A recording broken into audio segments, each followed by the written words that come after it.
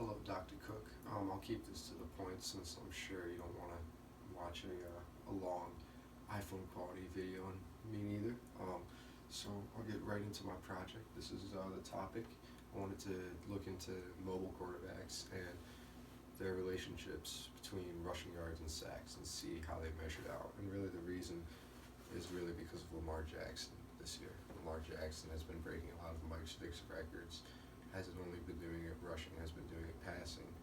But what's really piqued my curiosity is when it comes to rushing yards and sacks, because it seems to me quarterbacks who get sacked the most, they run for more yards because they're always under pressure, but could also be flipped where they're always running out of the pocket, reducing their opportunities to get sacks. So quarterbacks with the least sacks have the most rushing yards. So it could be, there's some options. So the question I decided to pose is, are QBs who get sacked the least the most mobile quarterbacks? And this is a valuable question because if you can determine that quarterbacks who get sacked less when they're more mobile, and vice versa, this can just allow your general manager, your coach, to make more informed football decisions about your team, about your quarterback, about your play style, really about everything. All right, so this is kind of why the data was chosen. So with Lamar Jackson being the front runner MVP of this year, he's really taken the league by storm. He's been doing it by being able to rush the ball over 1,000 yards. And what's interesting with that is he's had only 23 sacks, which is pretty low. So I wanted to see if there's any significance between rushing yards and between sacks, and between getting sacked. The logic behind the theory is that quarterbacks who get sacked the least are the most mobile because they're running the ball more and more, and they're more agile, so they're able to avoid sacks in the backfield more so than less mobile quarterbacks. My null hypothesis is that quarterbacks who get sacked the least amount of times, they're the most mobile quarterbacks, and there's a significant relationship.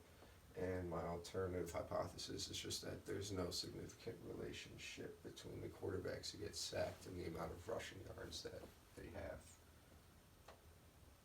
and who are the most mobile. So these are my variables. For my variables for this, I made my X variable when you get sacked, because that is an independent and they don't depend on a quarterback's rushing yards. That stat does not depend on another. My Y variable is rushing yards, because rushing yards as a quarterback, it can be dependent on how many sacks you incur. And the only reason I say that is because rushing yards are not just a factor of getting sacked. It's a factor of many things. It's game plan, how many times you want to run the ball, pass the ball, move the ball. But this is specifically just looking at the impact that rushing yards and getting sacked and the relationship between the two of those. So I had a couple limitations when I was dealing with this. One of these is just that the stats are from this current year and they're not in the up-to-date information. And the reason with this being is because I specifically wanted to look at Lamar Jackson's record-breaking year, because of the huge numbers he's put up, to see how much that would impact the relation with other players too. And that actually turned out to be another limitation, because Lamar Jackson's numbers are so incredibly off the wall that I apologize. Lamar Jackson's numbers are so incredibly off the wall with over 1,000 yards that they actually skew the results a little bit, and don't make them as accurate as they could be without him, because he puts up numbers that are such outside of the norm. Also, a big one is that not all quarterbacks, they don't play the same amount of games, they don't play the same amount of minutes, they don't play the same amount of snaps, they don't throw the ball to the same people, they don't run the ball with the same linemen. So there's a lot that goes on as far as what happens when it comes to quarterbacks and how they come about their rushing yards and how they come about getting sacked. So that was obviously a limitation that factored into this as well. And I did that only, also last limitation was only use the top 25 quarterbacks who got sacked the most. And I did this because typically the bottom 3 to 5 teams have quarterback issues all year, and they're typically rotating quarterbacks through the backfield. So to avoid that quarterback carousel at the bottom of the league, I only wanted to include the top 25 there. Alright, so this is the data set right here. So these are the 24 quarterbacks I used. Their sacks, their rushing yards, and I used the 2019 statistics current up to this week, so that way we could get a look at more of a modern era quarterback.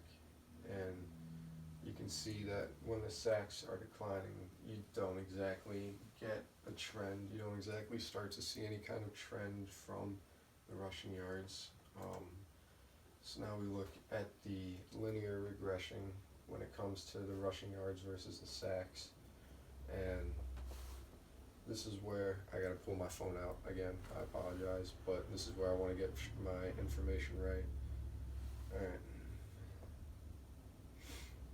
So with everything that, with all the results that come about, and from what you can see with this graph right here, there's almost little to no positive correlation with this line of best fit being 2.2432x plus 142.37, and it has an R-square valued of 0.0046. And since R squared is a measurement of how close the data is to the regression line, conclusions could start to form, that the correlation with the R squared value being so close to 0. However, the ANOVA table would go on to confirm that there is little correlation right here. So let's move on to that. So from the ANOVA table, the results only further confirmed what the graph did. The R squared is also the coefficient of determination and indicates only that 0.46% the variation in the Y data is due to variation in the X data. So first now we're going to look at the multiple R value, which was in the other chart, which is fine. But this tells you how strong the relationship is based off of how close to the one you are. The closer to 1 you are, the closer to a perfect positive relationship, and vice versa, obviously. My multiple R value being so low, it shows an incredibly weak linear relationship between sacks and rushing yards. So next I checked my p-value to see what the level of the marginal significance would be. So since my p-value is larger than my F statistic, this indicates my results were significant in accepting the alternative hypothesis. My chosen t statistic was 1.0518, which was bigger than my p-value, obviously, which also, once again, gives me reasonable evidence to support this alternative hypothesis. So, with all these results gathered from this test and all these equations, I was able to determine that you can accept the alternative hypothesis and determine that there is no relationship between sacks incurred and rushing yards gained by a quarterback, which I found to be very interesting, and I'm very glad that I was able to do this project on something like the NFL, because it's something that I care about, and something like this project kind of makes me even more curious about other type of statistics, because now I want to see what's the pressure rate, what kind of effect does that have on rushing yards, how at the rate at which quarterbacks get pressured, how does that affect their decision to run the ball more or get rid of the ball quicker, or there's just so many other things in football that you could look into to help you understand the game better. So I really enjoyed this project. I thought it was a good idea, and that is the end of it for me. Thank you.